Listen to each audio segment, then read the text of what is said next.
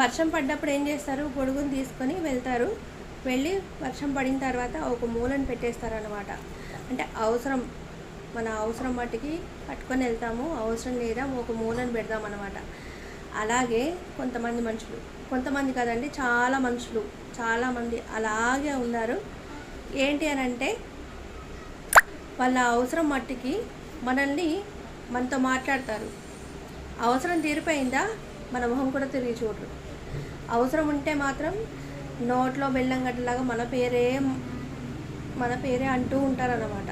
అవసరం లేకపోతే అసలు వీళ్ళు ఎవర్రా అని చెప్పేసి చూస్తూ ఉంటారనమాట, మనం ఎదురుపడ్డా. కానీ అలాంటి వాళ్ళు ఇంకా ఈ భూమి మీద అలాగే ఉన్నారు. నన్నివ్వండి.